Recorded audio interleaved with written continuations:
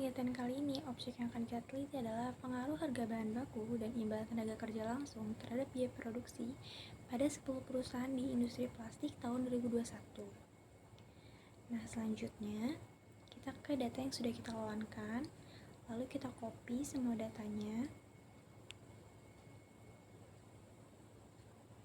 Selanjutnya kita ke data view, lalu kita paste. Lalu kita hilangkan 2 angka di belakangnya.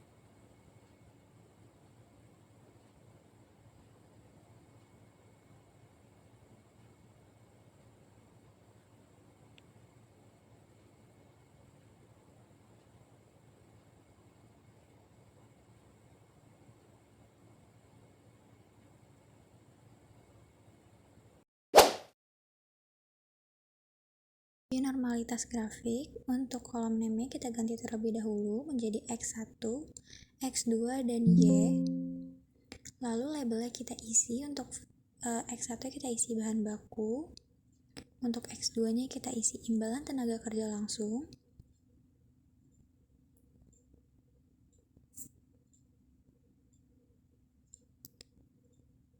dan untuk kolom Y nya kita isi biaya produksi.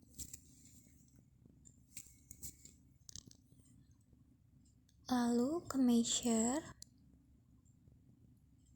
kita isinya scale semua.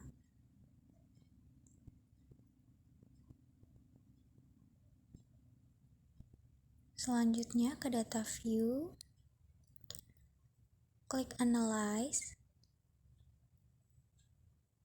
regression, linear, lalu variabel X nya kita taruh di independent,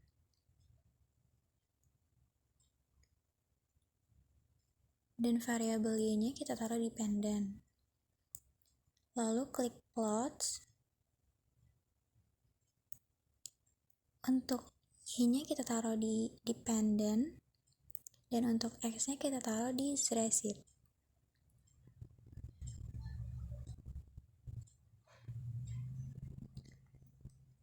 Lalu klik kolom histogram dan normal probability, klik continue dan OK.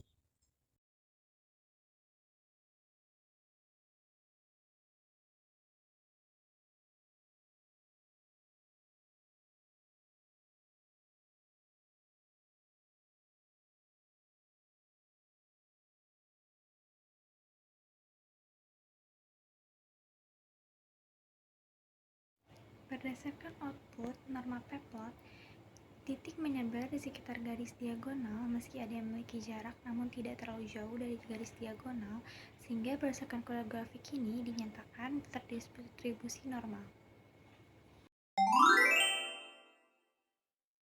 Metode Kolmogorov Smirnov, klik analyze,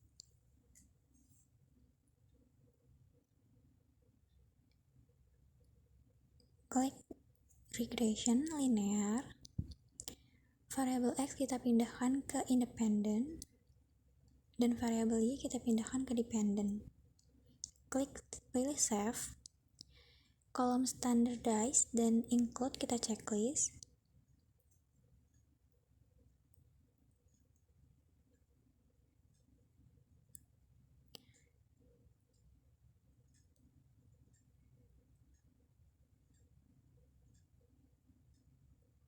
Lalu klik continue, OK.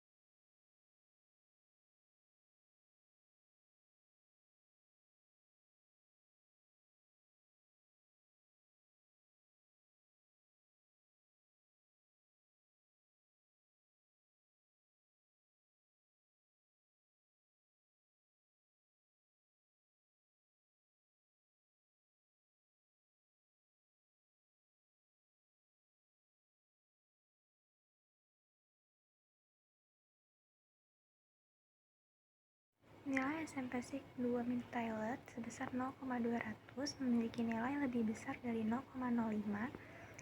Hal ini menunjukkan bahwa data terdistribusi normal. Jadi di sini kita bakal mengajarkan metode hetero yang grafik. Pertama-tama kita ke analyze, lalu kita ke regression, lalu ke linear. Nah, variabel x1 sama x2 nya kita pindahkan ke independen, lalu variabel y nya kita pindahkan ke dependen. Lalu kita ke plots. Nah, spreadsheet kita pindahkan ke variabel y, sprite-nya kita pindahkan ke variabel x. Lalu kita continue. Oke. Dan di sini bakal muncul outputnya.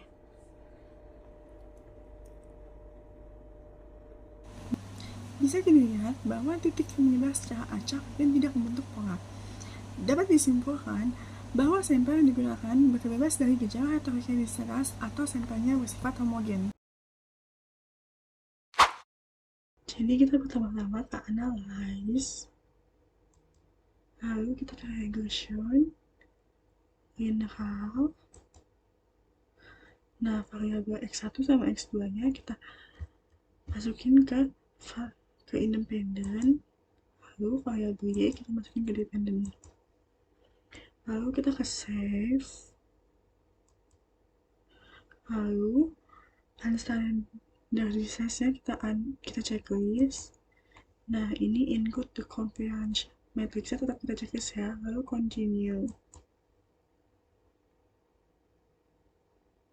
lalu oke.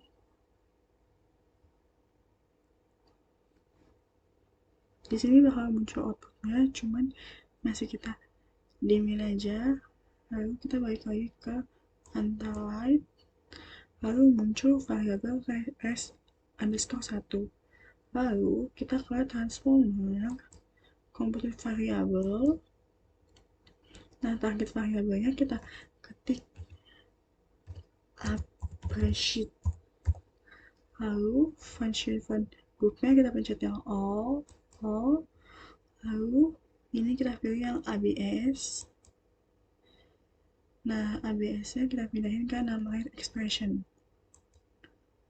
Habis itu ini understand the question underscore satunya kita pindahkan numeric expression, lalu oke. Nah, di sini muncul output lagi, masih kita dimin. Kita balik lagi ke Antalight, lalu muncul appreciate.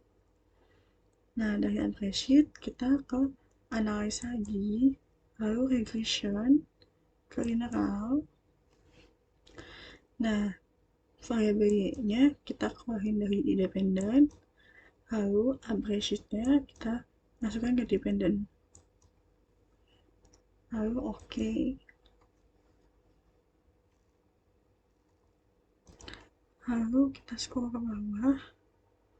Nah, di sini bisa kita lihat pada kolom SIG variabel x1 memiliki nilai SIG 0,227 dan variabel x2 memiliki SIG 0,81. Kedua variabel memiliki nilai SIG lebih besar dari 0,05 sehingga dapat kita simpulkan bahwa tidak ada gejala heterogenisitas.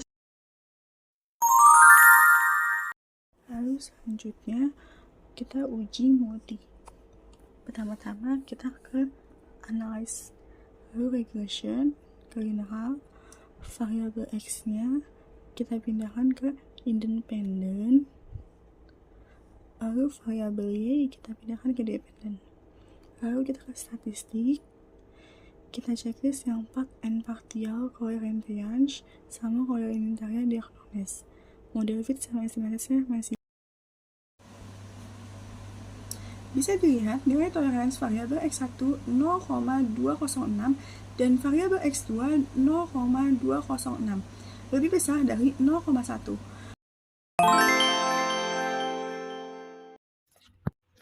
Oke, sekarang saya akan menjelaskan uji T, uji F, dan uji determinasi.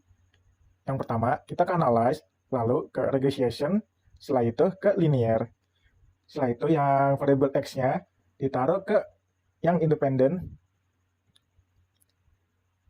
dan yang uji Y-nya masuk ke dependent. Lalu ke statis, dan R-square change di checklist, setelah itu continue. Dan oke. Dan ini sudah muncul hasil-hasilnya. Dan untuk kesimpulan uji T-nya dapat dilihat di koefisien. Dan yang dilihat adalah yang bagian T dan signya ini. Dan untuk yang T-nya, karena variabel X1 dan X2, yaitu yang bahan baku dan imbalan tenaga kerja langsung itu lebih besar dari nilai tabel T-nya, yaitu yang 2,22814. Dan untuk yang signya, itu lebih kecil dari 0,050. Maka dapat disimpulkan bahwa bahan baku dan imbalan tenaga kerja langsung itu berpengaruh positif dan signifikan terhadap biaya produksi.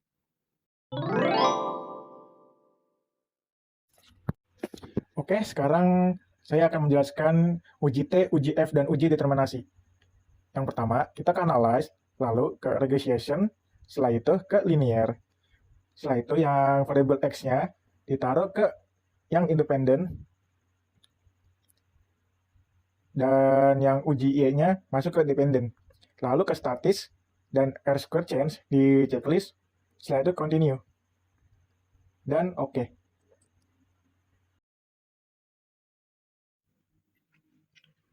Dan untuk kesimpulan uji F-nya dapat dilihat di ANOVA.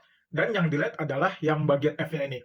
Nah, karena nilai F-nya ini lebih besar dari nilai tabel F-nya, yaitu yang 4,10, maka dapat disimpulkan bahwa variabel bebas ini yaitu yang biaya bahan baku dan imbalan tenaga kerja langsung itu berpengaruh simultan terhadap variabel terikat, yaitu biaya produksi.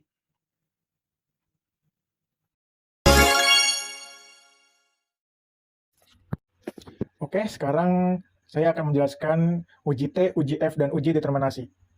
Yang pertama, kita ke analyze, lalu ke regression, setelah itu ke linear. Setelah itu yang variable X-nya ditaruh ke yang independen, dan yang uji Y-nya masuk ke dependent. Lalu ke statis, dan R-square change di checklist, setelah itu continue. Dan oke. Dan untuk kesimpulan uji determinasinya dapat dilihat di model summary ini. Nah, yang dilihat itu yang bagian R-square-nya. Nah, di sini nilai R-square ini sebesar 0,968, dan jika dikonversikan akan menjadi 96,8%. Dan kesimpulannya adalah variabel X-nya ini, yaitu yang bahan baku dan imbalan tenaga kerja langsung itu berpengaruh langsung sebesar 96,8% terhadap variabel Y-nya, yaitu bahan produksi. Dan sisanya itu dipengaruhi oleh variabel lainnya.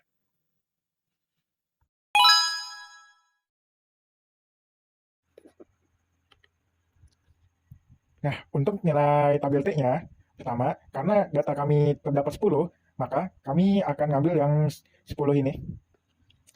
Lalu, ke yang 0,050, maka yang kami ambil adalah yang 2,22814.